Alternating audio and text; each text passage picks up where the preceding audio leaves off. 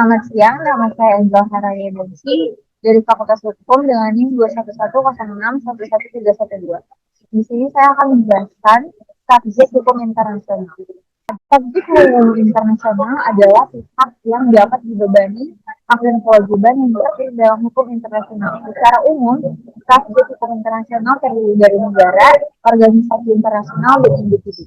Selanjutnya, macam-macam subjek hukum internasional itu ada negara, organisasi internasional, international non-government organization, individu, perusahaan internasional, ICRC, National Committee on the Red Cross. Lalu selanjutnya ada organisasi pembebasan bangsa yang memperjuangkan haknya. Lalu selanjutnya ada belligerent. Negara adalah subjek hukum yang paling utama. Pasal 1 Konferensi Montevideo tahun 1933 menyatakan bahwa karakteristik negara adalah sebagaimana berikut. Yang pertama, memiliki defined territory merupakan persyaratan mendasar atas suatu negara. Lalu yang kedua, memiliki permanent population untuk stable community. Lalu yang ketiga, pemerintahan atau government. Lalu yang keempat, memiliki kemampuan untuk melakukan hubungan internasional dengan negara lain.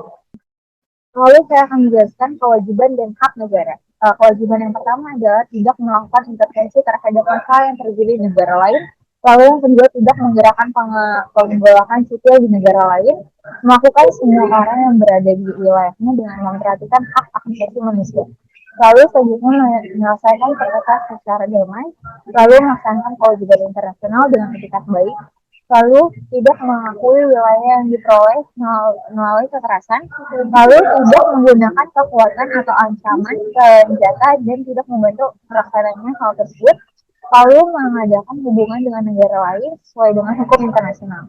Lalu haknya yang pertama adalah hak atas kemerdekaan, lalu hak untuk melaksanakan juridis terhadap wilayah, orang benda yang berada di dalam wilayahnya, lalu selanjutnya hak untuk mendapatkan kedudukan hukum yang sama dengan negara lain, hak untuk menjalankan pertahanan diri sendiri atau kolektif.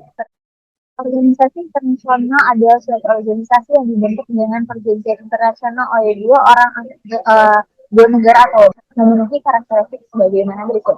Yang pertama, bahwa organisasi internasional dibentuk dengan suatu perjanjian internasional bagi kedua negara. Adapun namanya dan tunduk kepada rezim hukum internasional. Lalu yang kedua, memiliki sekretariat tetap. International Non-Government Organization, kriteria persyaratan INGO itu adalah yang pertama, tujuan organisasi harus sepenuhnya bersifat internasional. Lalu yang kedua, keanggotaannya harus terbuka, mencakup individu serta kelompok di wilayah atau negara yang termasuk ruang lingkup organisasi tersebut. Lalu yang ketiga, ada anggaran dasar organisasi harus mengandung ketentuan mengenai pemilihan pimpinan dan pengurus secara periodis. Lalu yang keempat, pengadaan pokok substansial bagi kegiatan organisasi harus berasal sumbangan dari 3 negara. Lalu selanjutnya ada individu. Individu merupakan subjek hukum internasional yang utama berdasarkan mendapat dari Hans Kelsen, memiliki kapasitas aktif maupun pasif. Streck mengartikan individu sebagai subjek hukum internasional sebagai yang pertama, memegang hak dan kewajiban berhukum internasional.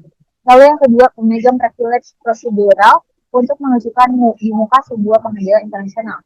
Lalu yang ketiga adalah pemilik kepentingan untuk dibuat ketentuan alat hukum internasional.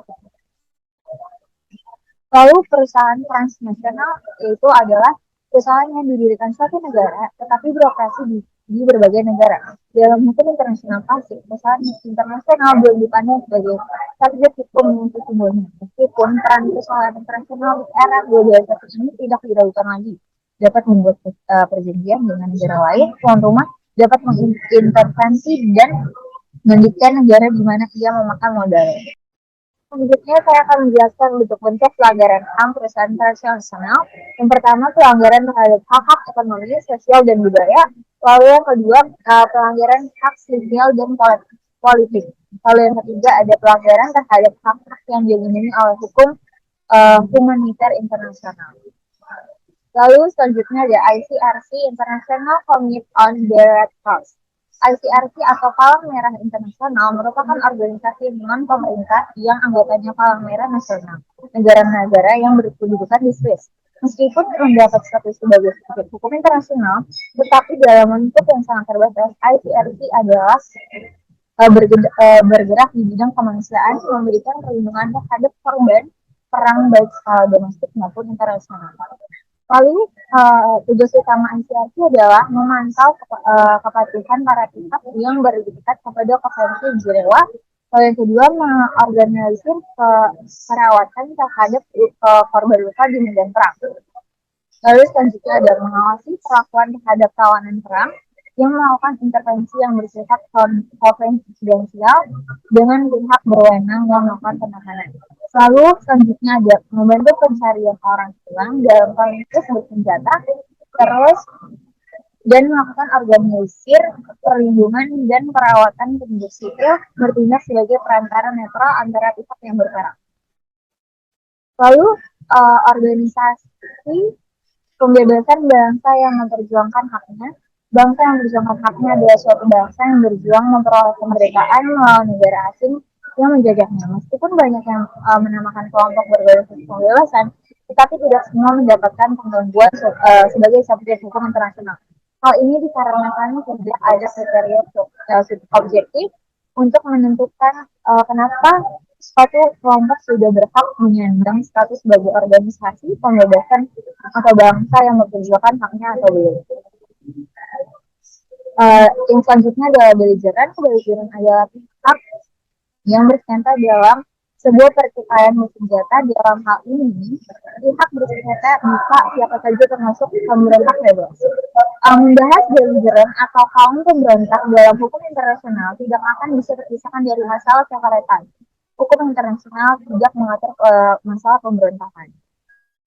Pada umumnya, ada 4 unsur yang harus dipenuhi kaum pemberontak untuk mendapatkan pengakuan sebagai beligeran. Itu yang pertama, terorganisir secara rapi dan teratur di bawah kepemimpinan yang jelas.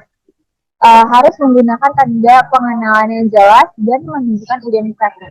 Harus menguasai secara efektif sebagai wilayah sehingga wilayah tersebut benar-benar telah di bawah kekuasaan. Lalu selanjutnya dia harus mendapatkan dukungan dari rakyat di wilayah yang diduduki.